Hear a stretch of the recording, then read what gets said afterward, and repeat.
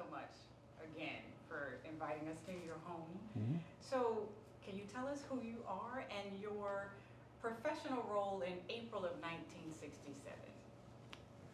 My name is Dick Fernandez, and my professional role in 1967, I was the executive director of Clergy and Laymen Concerned, which was a national anti-war group trying to get people in the congregations of America to oppose the war in Vietnam. And how did you get involved with that organization?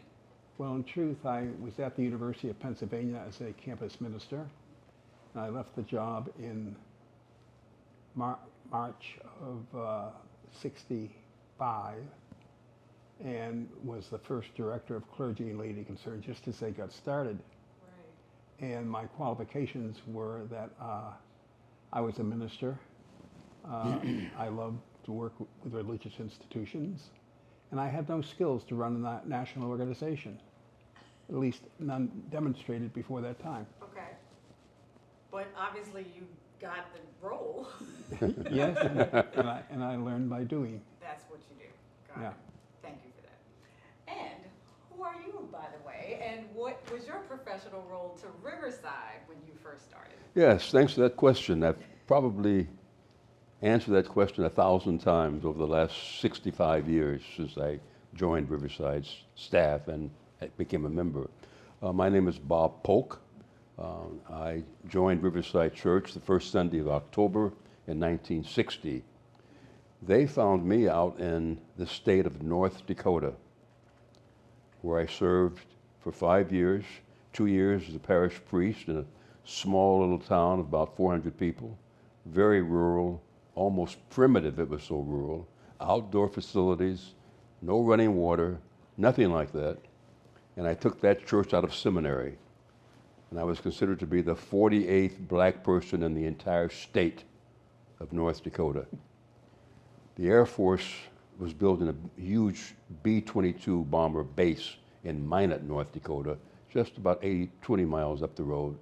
And when I finished my job at the church, it could no longer sustain me because it couldn't grow the church. The town was static with people. They weren't joining churches or anything.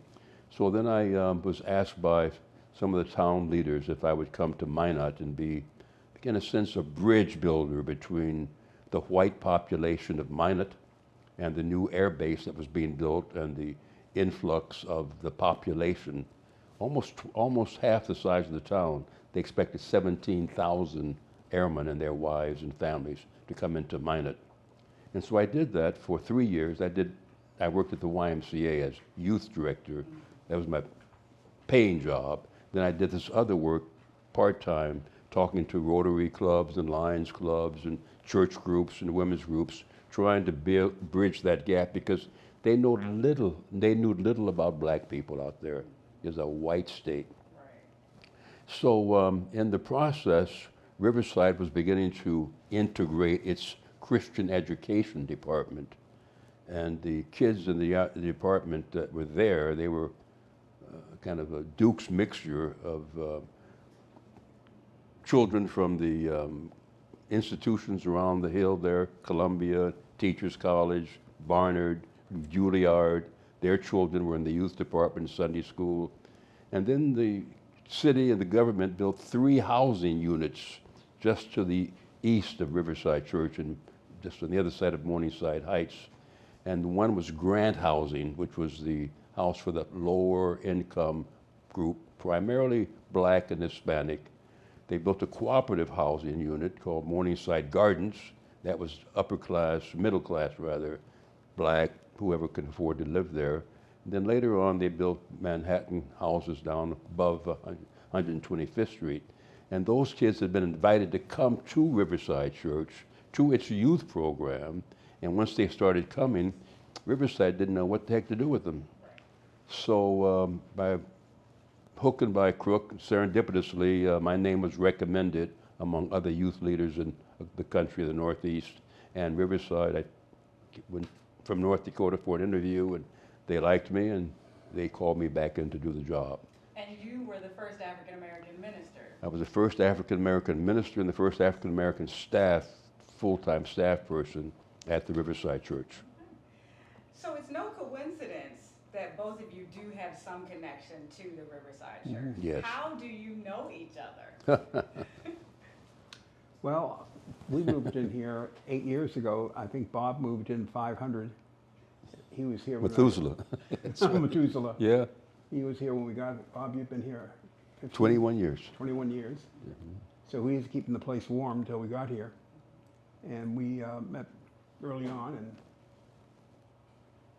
have been close. We're both in the same denomination, and we had some mutual friends around the Northeast here that kind of helped to bring us together. And I came in when I was 75. It's my 21st year, or third decade here.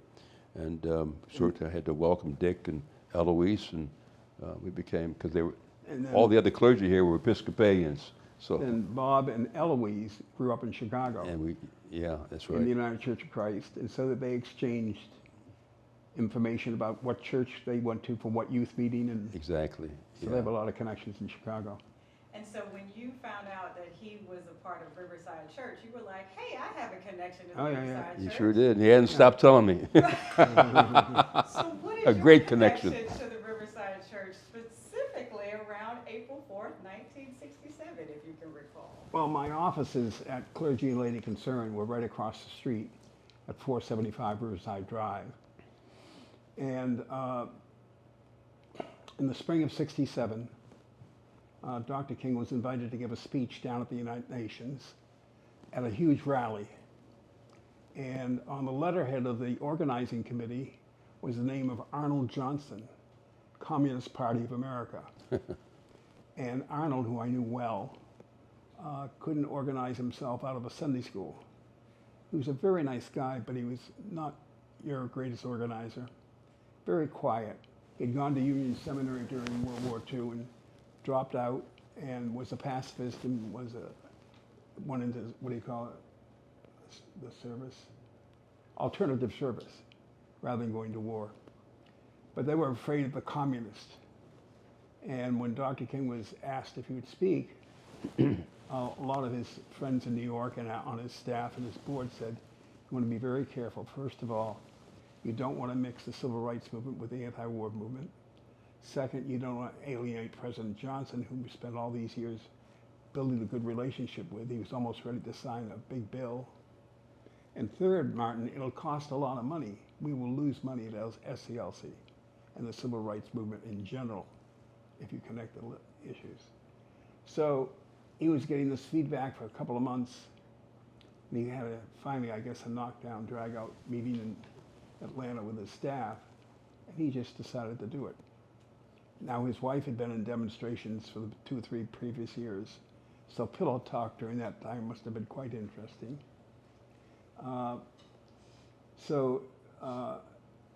Andy and Martin figured out that it would be good if Martin could get his speech out, his point of view out before the rally, because at the rally there'll be 15 speakers and 20 entertainers and it'll get lost.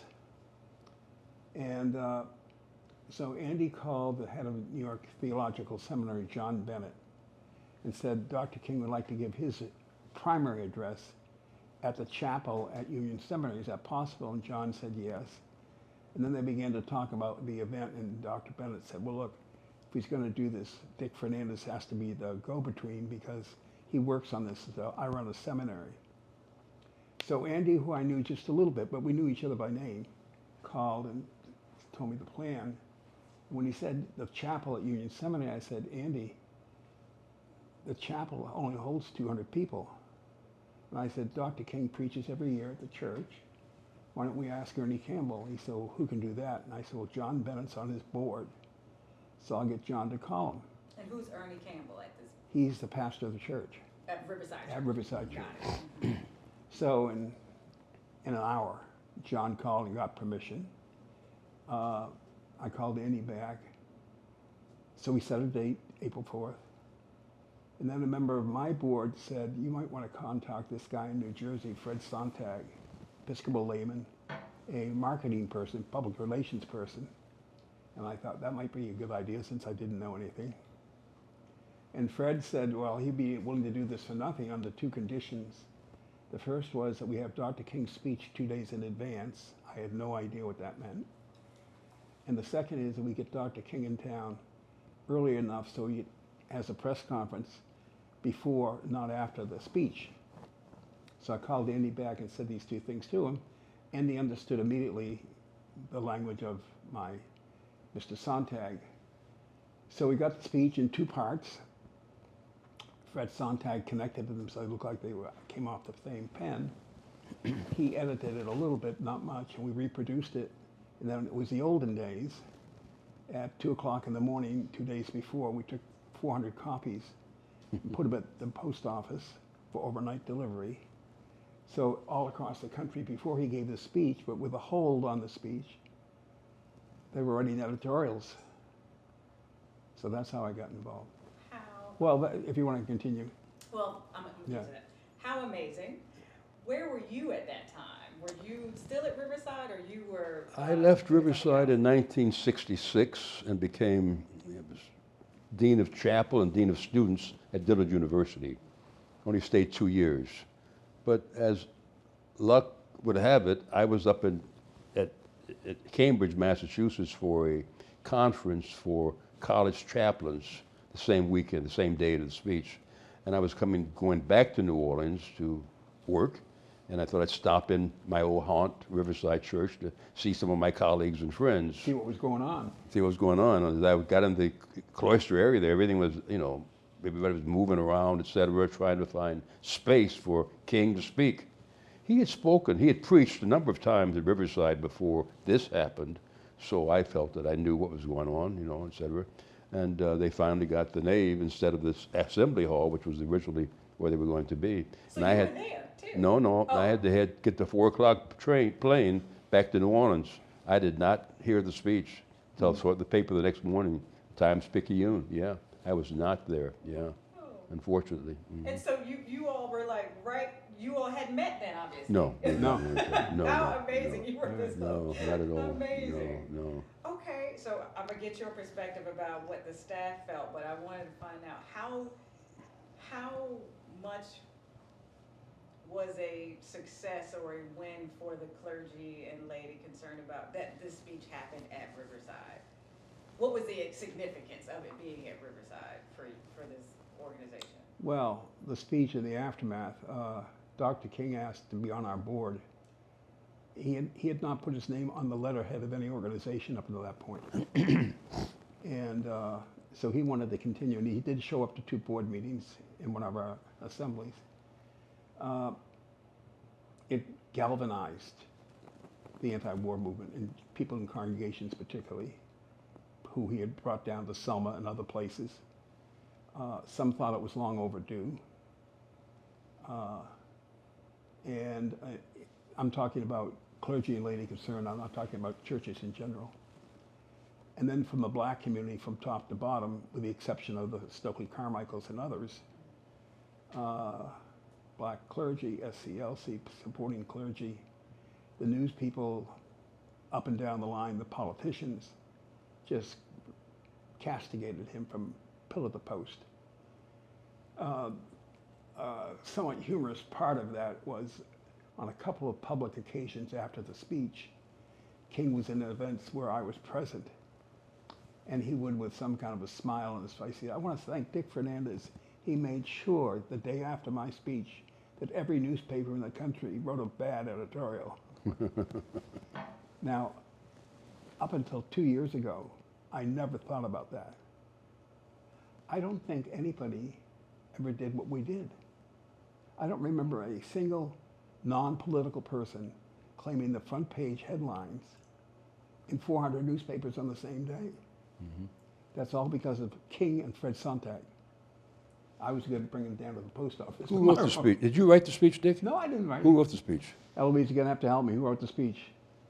The guy in, we always. King's speechwriter? No. Okay. He has two people that write for him a lot. Okay, that's all right. I will get you that in case you. Okay. But tell them how King looked at the speech to make a few corrections. Wonderful little story. So we have the press conference at 2 o'clock in the afternoon at the Overseas Press Club. And then we go up to Union Seminary for dinner in this little dining room that was probably, maybe this big, but it held 20 people. Our co-chairs and a few people. And I gave King the speech. And he looked at the speech, he got a pen, and he goes like this down the column and does stuff on the column. He didn't take 5 minutes, and he was through the pages. He stuffs it in pocket.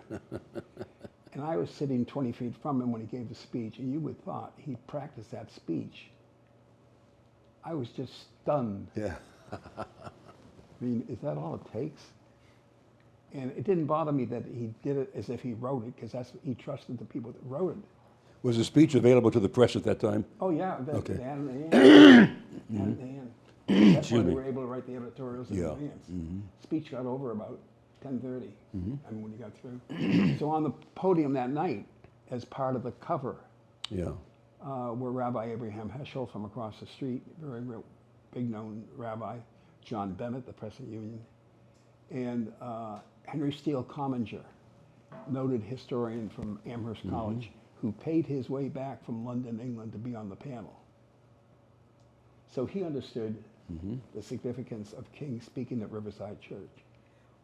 Did you hear of any resistance from Riverside wanting it to be, I mean, any resistance of having it at Riverside? Because I know you said there were some churches that were. I would say, no, I didn't, and no, I didn't hear from John Bennett that anything had happened. Okay. But how do you know how the staff felt about this event happening at the church at that time? Well, one of the hidden stories is the staff wasn't there. Oh. It was not a Riverside event. And we had 7 clergy on the staff, and not one of them was there, unfortunately, and other staff members, program people, because it happened so suddenly, because they were to be at Union Seminary. And the second part of it is that people think that King preached that sermon, that speech, on a Sunday morning from the nave. It wasn't. It was a Wednesday night, and sat in the chancel there with Bennett and Herschel and Dick and other people. And so, you know, it made the front page of the papers the next day all over the country. And King had spoken before this? Oh, yeah. Oh, He okay. preached at least 3 times before that at Okay. Riverside, yeah. So the issue for me and in New Orleans, and I guess my folks in Chicago, black folks, you know, what the heck is he doing working on Vietnam speech? We haven't finished the civil rights movement yet. And that was the issue, that he left us behind, his mission and goal to start working on ending the war in Vietnam and trying the administration to do something about closing that war down. And that was the dichotomy between his giving the speech there, the United Nations the next day, and black folks saying, you know, what's this? And white people too, the white liberals would have said the same thing, you know. He's threading the needle too thin, you know. So that was one of the biggest complaints that I heard about. Well, part of the white liberals would say, it was King's point. He said, the war in Vietnam is hurting the very group of people I'm trying to help here. You can't have a war in Vietnam and a war on poverty. So he saw it directly connected. But the impact specifically on organizations and fundraising was real. And he never talked to the president again. And we cut off all communication. So it was big risk for a payoff that would never be measured in dollars and cents. And what's amazing is that Riverside is A little louder. tagged on social media today when the Beyond Vietnam speech, the anniversary is coming up, and Riverside is credited for it. Right. But it's also, it's in relation to what's happening in Gaza right now. It feels like that's why people are referring to this speech back then, where it was so unpopular. And anybody talking about, you know, Gaza is unpopular this year. How you were connected to Reverend King from a spring break, though, before Right. this. But let me first speak up for Riverside Church. Yes. There were no clergy there, but King was there. And part of what we know as stewardship in our churches is clergy don't have to be at everything.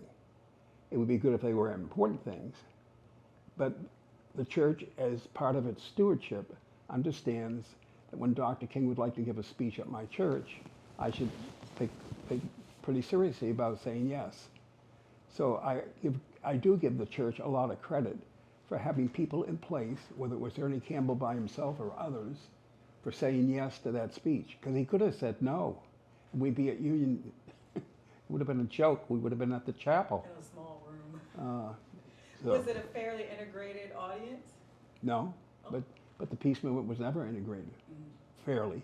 Right. I mean, there were always some. Right. But black people were worried about black problems. Stokely Carmichael said, it's your problem. You figured about Vietnam. I didn't create that mess. No black people in the room when we got to go to Vietnam. Yeah. It has a history. I mean, I've been thinking about some of these questions that you placed before us in terms of Riverside's position on war. And I just happened to pick up what's called the Pulpit Digest from 1968 that I want to give to Jason before he leaves. And there was an article, a spotlight on Fosdick and his ministry in that century. And you know, some of the people in Riverside did become divided about the war and about King's speech there, as well as James Foreman's appearance in terms of the Black Manifesto. And if they had looked closely, Fosdick was anti-war from the very beginning. And I want to read a little quote from him from that Pulpit Digest. He endured the first war. He was a young man during World War I and hadn't made up his mind. But when he came to World War II, he was very torn about it.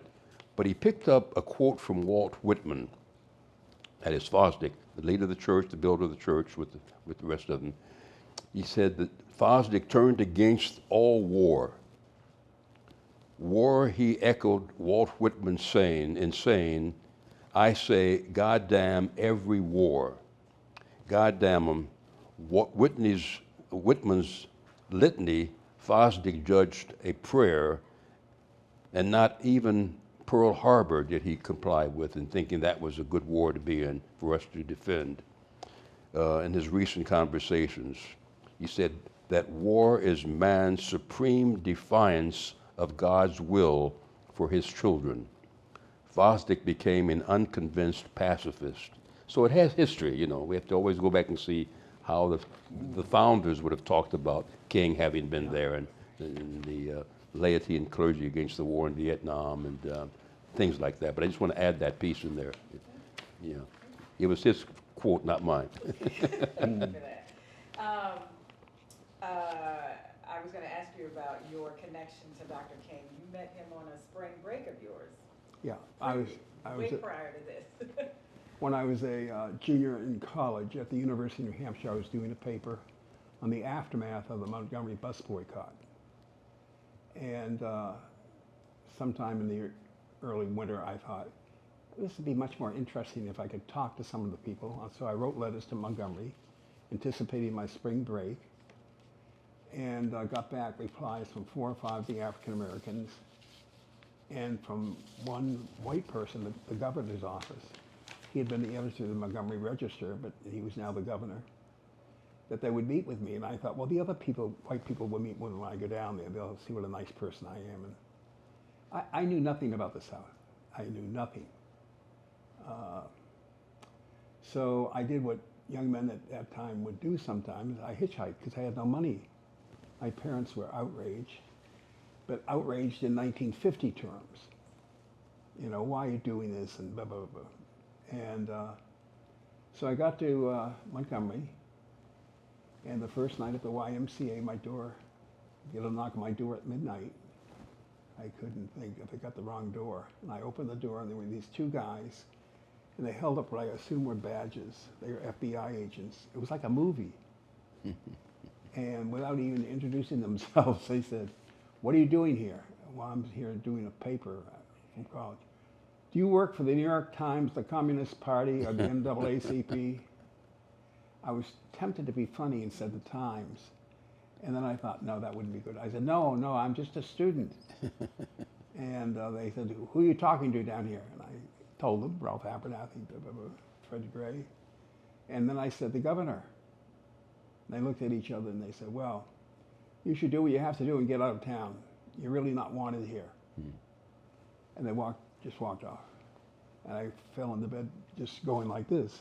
I mean, I didn't know where I was. And I spent the next couple of days wandering down Montgomery, interviewing people. Third day there, I don't know why I came down with no money or didn't have enough at that age. I should have known better.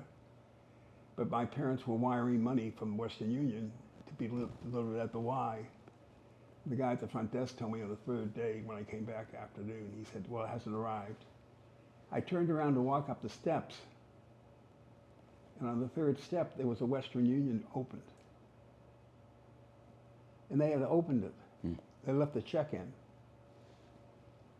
I thought. So I got the message that I wasn't wanted in town. And Fred Gray, this lawyer who had been part of the Montgomery bus boycott, said, if you don't have a lot to do, he said, you might go on to see Dr. King a day early. So I went up to Atlanta a day early. And the first night in Atlanta, in the YMCA, I had a knock on my door, and I had 2 cops there. And they were very apologetic. Mr. Fernandez, we're very sorry, but when the people from Atlanta wire us, we have to go pay a visit. And so we had a little chat, and then one of them said, would you like to come with us for a few minutes? We'd like to take you someplace. I'm thinking, where would this be? They didn't tell me where. But they seemed like nice people, so I got dressed. They took me to the police station to the snack bar. And we go and we get coffee and stuff. I didn't notice anything, and one of the guys says, he said, now take a look around. Well, blacks and whites were sitting at the same table drinking coffee and doing this stuff. We wanted you to know that Atlanta is not Montgomery, Alabama, and we're very proud to live here. So when I went to see Dr. King, the first thing out of my mouth, shall I continue? Yes, please. The next day at 1 o'clock, I went to Ebenezer Church, and his secretary said, well, sit down, I'll go see if he's ready. She said, yes, he'd go down this hall, you'll see him. So I walked down the hall, and out of this office came this guy. First thing, he's shorter than I was. And he was lighter, but he was shorter. I always thought he was bigger. And he has his hand out. Good afternoon, Dick. Just under my arm, I had a little yellow pad with 20 questions. I mean, I was ready for bear. And we go in and sit down, and he then took 15 minutes to interview me. What made me interested in Montgomery? Why did I write these letters? What am I studying at UNH? What am I going to do when I get out? I mean, I felt interrogated. And finally, he kind of slowed down and kind of looked back at me, and I said, he said, yes, you could ask him. So I went through a bunch of questions, some of which might have been really quite bright, but I'll never know because I don't have my term paper. I'm sure many of them were not so bright. At one point, I said, Dr. King, I mentioned the white trash and some other derogatory term. And about 3 minutes later, not at the moment, 3 minutes later, he says, you know, Dick, when we use words like white trash, it's a way of separating ourselves from the people we're trying to convert. It's a way of objectifying the people we're trying to convert. And so it's a good thing if we can clean up our language sometimes and not use words like white trash. I was stunned that the leader of the civil rights movement included himself, that he makes mistakes like that too. And you've never forgotten that. I just never forgot that. Then I said, well, why are all the black people still in the back of the bus here, and they don't have to be? And he took a long, deep breath. I could see him very quiet. He said, well, you know, Dick, change is hard for everyone. He said, you come back here in 2 or 3 years, and the buses will be fully integrated. But black people and white people are quite alike. They don't move quickly. Change is not easy. Even you've got the right to do that, good. Well, in time, it'll happen, but it will not happen quickly. In hindsight, for you, Reverend Fernandez, how do you perceive the impact of Dr. King's Beyond Vietnam speech, both within the church community and shaping public discourse on issues of war and social justice, especially now with what's happening in Gaza? Well, I have two different responses going backward. If I'm often asked if King were alive today, what would he? But you should know I'm also asked that question about Rabbi Heschel, because they were very close and they did a lot of things together. And at the time of the Six-Day War, King signed an ad in the New York Times in support of Israel, which was quite something for a pacifist. He did it because of Heschel. He wouldn't have responded to any other person in the Jewish community. So if Heschel were alive and this is going on, my first thing is Heschel would be brokenhearted, just crushed. Because I saw him when he came back after visiting Israel after the Six-Day War. And although he was very proud of the Israeli soldiers, he was crushed about the war and what is not happening. So even then there were people, not just Heschel, but other people, that thought you need to talk about two states. And everybody dodged that issue for 30 years while the Palestinians were digging tunnels. Think of the anger and the venom in the hearts of people to dig tunnels for hundreds of miles. That's a lot of anger. And then finally, I'm not justifying it. I'm not justifying the violence and the rape and all the rest of it. But it's understandable why they're mad. And so the first thing I thought of at the time of October 6th was, damn the nation states who played games with us all the way around. The United States, the Soviet Union, Iran, Hezbollah, all of them. Everybody's figured out a way to make sure the Palestinians didn't get respect. Anger, that's what I was at. And I was fearful of a third world war. So what would King have done if he were alive and well? Because, you know, he's older than we are. Well, no, he's about your age, Bob. Pardon? King was about your age. Yes, he's 1 year younger than I. Yeah. He's born in 29. So, I mean, he could have been sitting here like this, right? Or he could have been in Iraq and he couldn't even hear us or see us or whatever. Outrage. He might not have had the following now that he did back then, because things happen. You know, his approval rating went up and down depending on what was happening.